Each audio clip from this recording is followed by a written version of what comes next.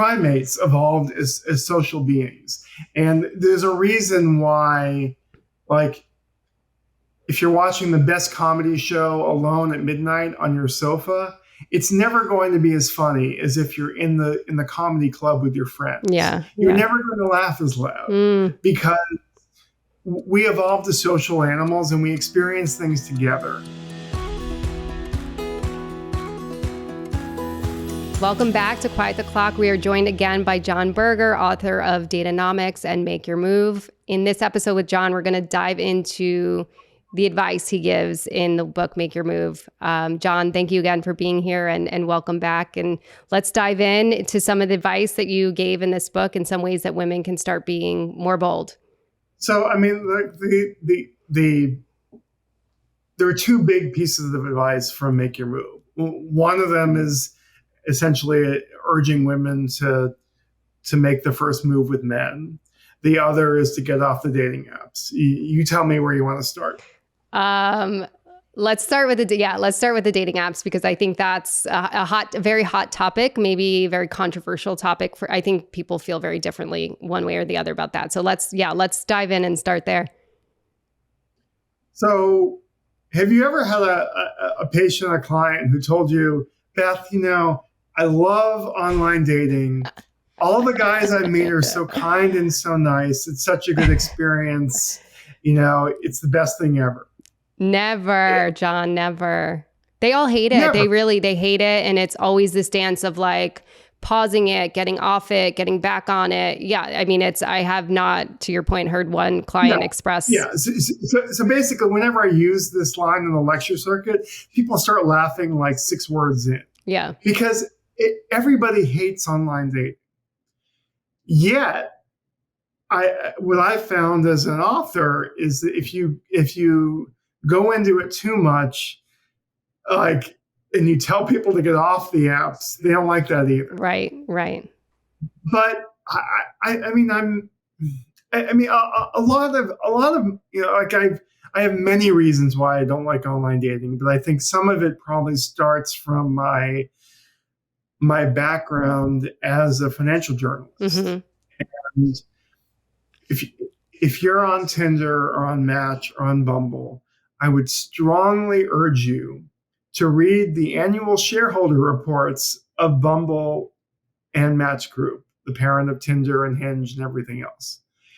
And what those shareholder reports will tell you, if you read them carefully, is they are not in the long-term relationship business. Right. They are on the business of keeping you on their website forever and ever so that they can monetize you for advertising and keep you paying monthly annual membership fees.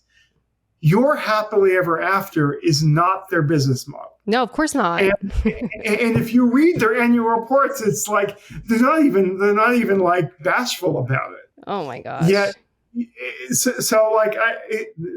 That's where I would suggest people start. Read the annual reports, read what they're telling their own shareholders, and then decide for yourself if you think that this is right for you. Yeah. Yeah, it's so true. It's not the business of matchmaking. It's a business. It's a model to make money. Right. I mean, Beth, you probably know some good matchmakers, right? Yeah, of course. Yeah. Okay. Do you know any matchmakers whose business depends upon repeat customers? No, I mean, I think they are actually in the business of matching. That's the intention. Right. Yes. but Match Group and Bumble, their business depends on keeping you as a customer. So so for me, there's this one that their financial interest is not aligned with your romantic interest. Right. And then there's the other thing. There are a bunch of things, but like when I was young, 1,000 years ago, the idea of going on a blind date with a complete stranger it happened, but it was rare. Yeah. Right. It was rare. Most first dates these days are blind dates with complete strangers. Well, you and I talked about that too, sort of, I think different pieces of it. The the safety piece of it, right? That's being a complete stranger. Yes. And how does that how does that inform how you go into the date where there's this consideration of safety or uncertainty? And I think there was one woman in your book that talked about this idea that she was always looking for what was wrong. Like she was looking for the flag instead of going it kind of like, oh, I'm curious about who this person is and I want to get to know them. And I think that's a very different way to go into dating versus there's someone else like vouched for this person, or you already have some information that they're like at least a decent human being. Right. Beth, like if I were single, or let's say or you're single and I'm setting you up with my cousin, if he behaves badly on that first date, there are going to be consequences. Right. Yes. Yeah.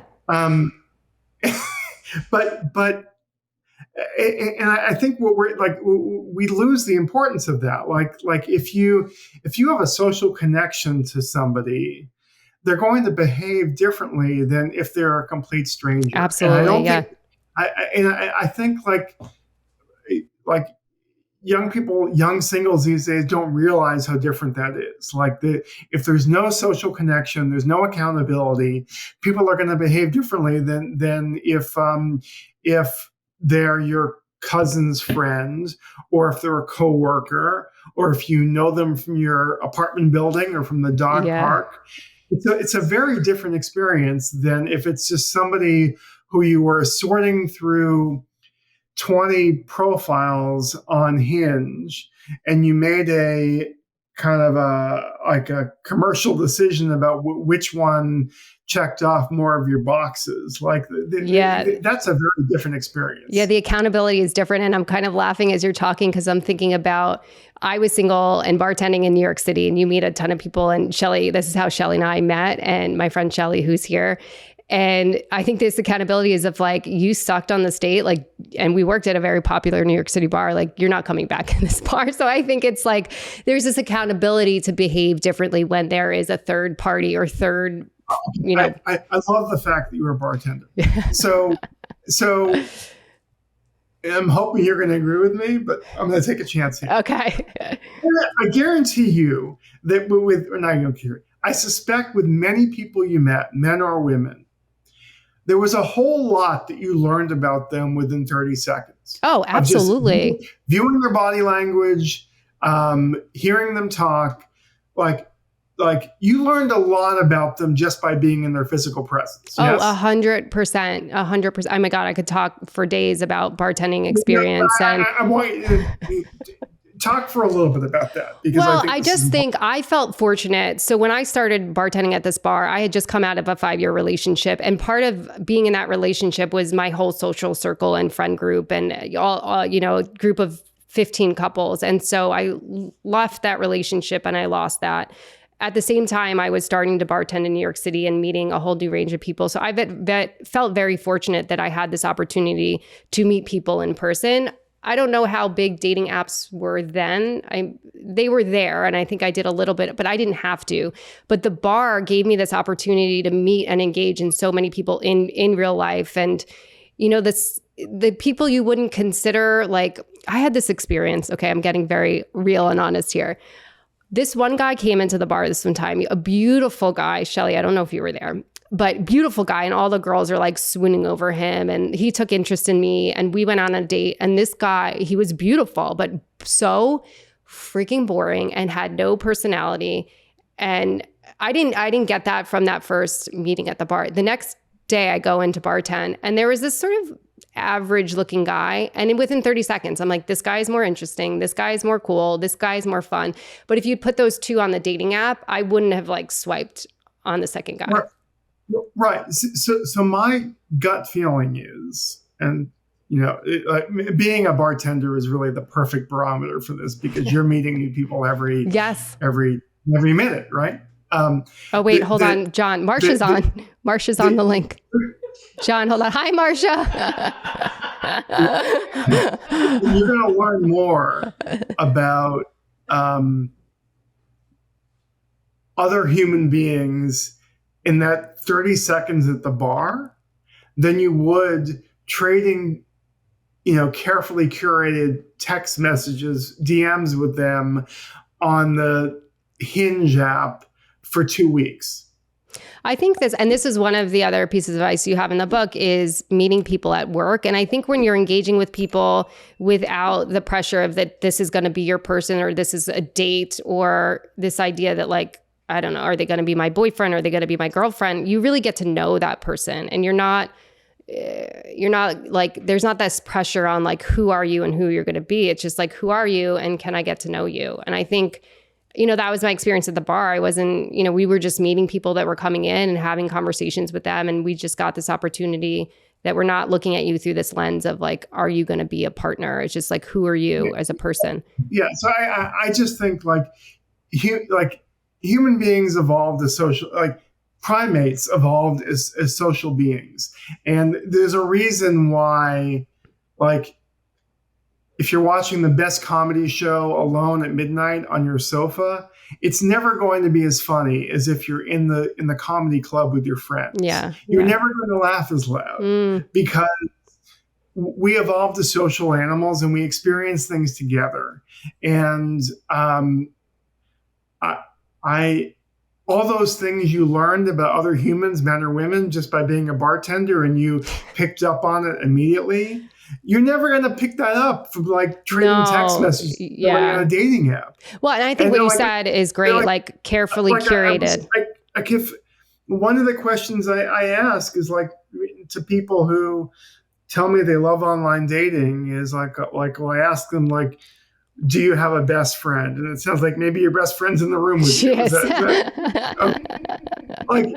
Like, can you imagine going on bestfriends.com and finding a connection like the one you and she have? No. Thank God for this connection. It's silly to even think that we could do that. Yeah. Yet we're looking for life partners with strangers.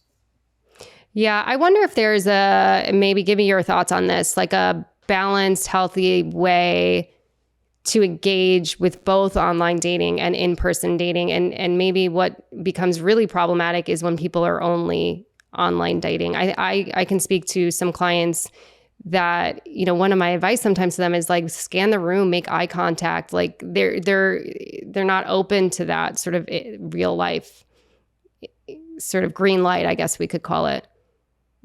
I just like, look, it's funny. I came into the dating world as kind of a financial journalist with an economics background who was kind of the numbers guy. Mm-hmm. But the longer I'm in this field, I feel like I'm the romantic and everybody else is like, going by the numbers. in playing a numbers game. And it's just like, if you're,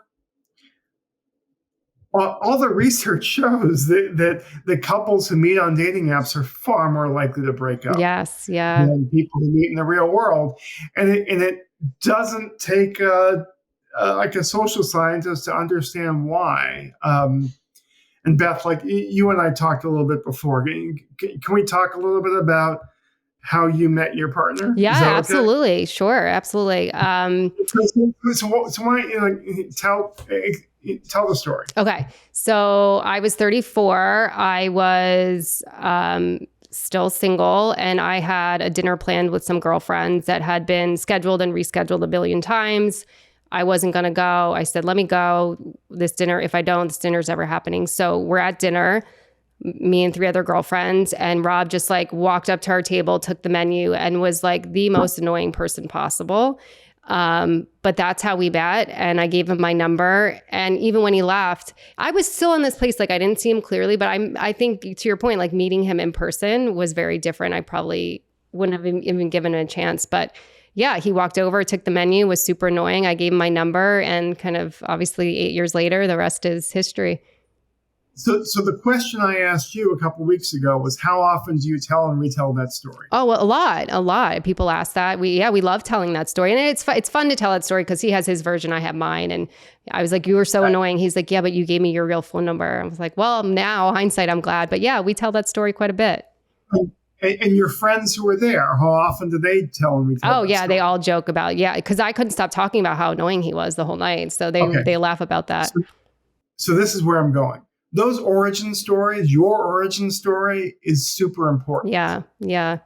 And when people have these origin stories about their relationships, they become invested in it because obviously, and like I know and you know, that making a life commitment to somebody is a huge leap of faith, right? Yes. Every day. Yeah. Children with somebody is an enormous leap of faith, Sure. right? Yeah.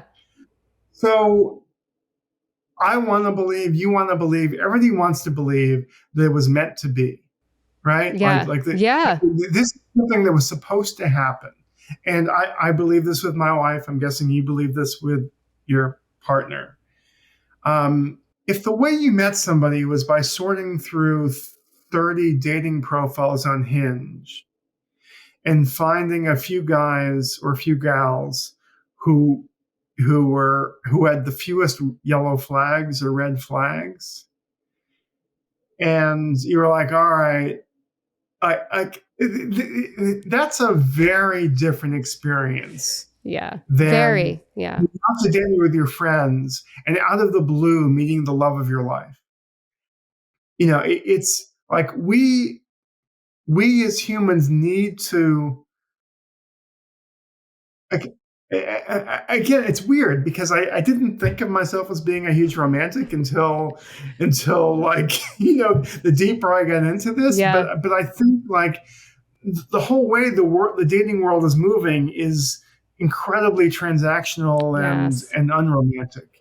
And I think it's important for people to believe and think and know that, maybe there was something magical involved. Maybe there was fate. Maybe it was meant to be. And there's no fate or no meant to be if you're sorting through 30 dating profiles on Hinge. Yeah, I mean, a lot of people will describe that as like a second job, and I know with a lot of my clients, it does feel that way, and it's exhausting and it's daunting, and it's it's unfortunate because I think it takes the excitement out of that. Again, like to your point, like telling that story it brings you right back, and there was excitement in that, and I think there's a lot you lose in the online dating world. So yeah, I had a client, a male client and he told me this later, which was interesting. He's very very successful guy, good looking guy, very successful on the dating apps, plethora of options. And I said to him, I was like, I don't think you're going to meet your person on a dating app. I think you have to get out there and look in person. And sessions later, he told me, he's like, I was so annoyed with you telling me that, but you were right. And I think it's just this idea to stay open to that it's still possible to meet somebody in person. I think and I don't know if you agree with this or not, but I think there's a part of this that people don't think it's even possible anymore to meet in person. I think if you're, so my favorite dating app is not a dating app. It's Meetup. Oh, Meetup. Okay. Meetup. It's not a dating app. It's just like where like bird watchers go to find other bird watchers, or people who want to go clean up the park meet up with other people who want to clean up the park. It's kind of or you want to play co-ed softball. You can find a team, and I feel like this is the perfect dating app, even though it's not a dating app, because you can meet people under circumstances that are not romantic. You can kind of see how they behave in the real world. And actually, this is why I like dating people from work. And I realize there are all sorts of complications, and we can talk about that if you want. But if a guy acts like a dickhead in the office, it's probably and a is dickhead. Unkind and cruel, he's going to be unkind and cruel in your relationship. But if that same guy is really nice to the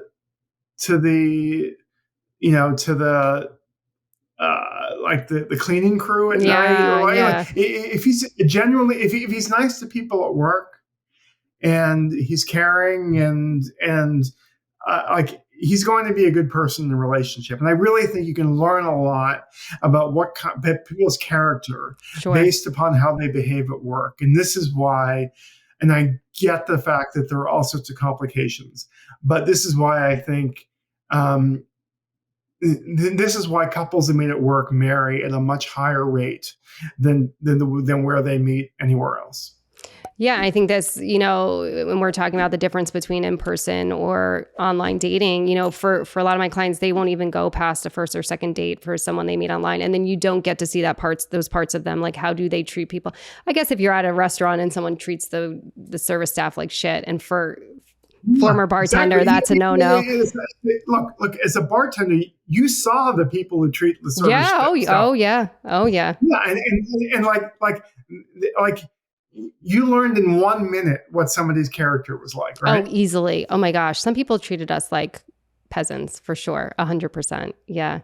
Well, before we wrap up, I do want to talk about this. People are like on a dating app with DMs, people are on best behavior 24/7. So you don't see their true character. No. I like what you said earlier. Like, it's so curated. I know there's girlfriends that sit and they put the message together, together. So you never know who you're really getting. Before we wrap up, I want to talk about another piece of advice that it sounds like from the book was a little controversial when you were maybe on the lecture circle, which was the idea of mixed collar dating.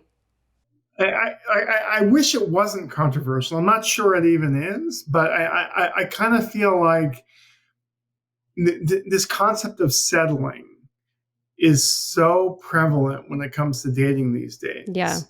And in my mind, this is really a byproduct of the popularity of online dating. Because in my mind, online dating is another form of online shopping.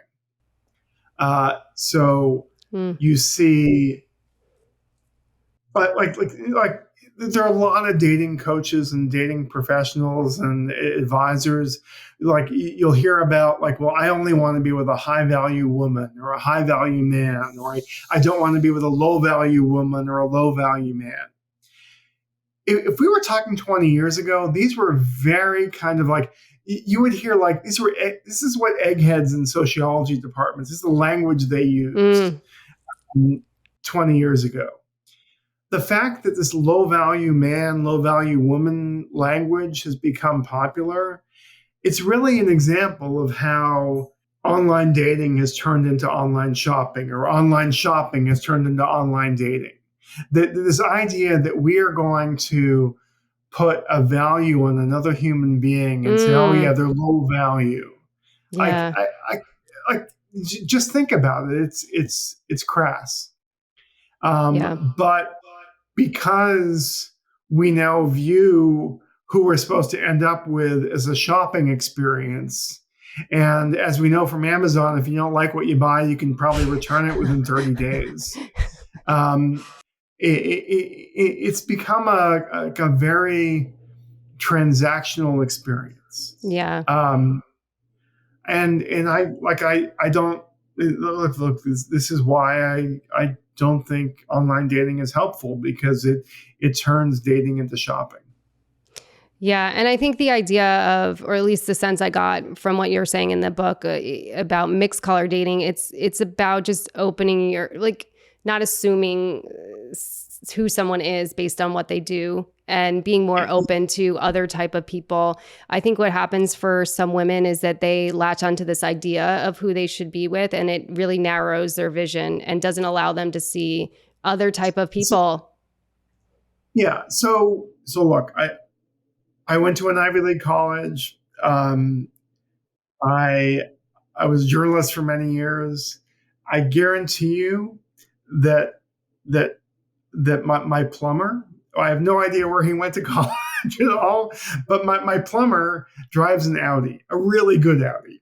And I bet you anything my plumber makes more than I do. Yeah, I think there's a lot of misconceptions about, and Rob is, but also college educated, but blue collar, and he does very, very well for himself. But he's also, such a good person and great father, and all these amazing things that would be, I think, on anyone's checklist. Yeah. So I think part of what informs my opinion on this, and this is going to sound strange, is that I'm a baseball dad. So I've like coached Little League baseball and been a travel baseball dad for a long time.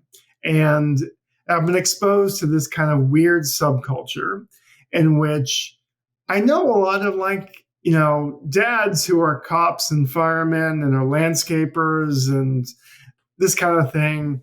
And a lot of these guys make more than I do as an Ivy Leaguer, and B, they're like super awesome dads. I think I'm a good dad too, but my point is that I think there is an extraordinary misconception that a guy who doesn't have a college degree is some kind of a loser. Absolutely. And I'm telling you that is not the case. And there are a whole lot of Ivy League, grads who are losers. Well, thank you for saying that, because I think it's just staying open to who the person is and moving away from sort of assumptions about people without getting to know them. And, I appreciate you being here and sharing all your insights. I appreciate you writing this book, because our audience are women that are dating and trying to find their partner. And I think it's a great message to be bold, to make your move, but to also open your mind up to other options and get to know people, and also get back in real world and make connections. Well, Beth, thank you for having me on. Thank you, Jon, so much. Thank you. Thank you for joining us for an incredible, insightful episode with Jon Birger, author of Datanomics and Make Your Move. We learned a lot about dating and lopsided dating ratios and how women can be more bold in their dating. If you like our episodes, you like what you're hearing, please like, subscribe, and comment, and continue joining us for future episodes.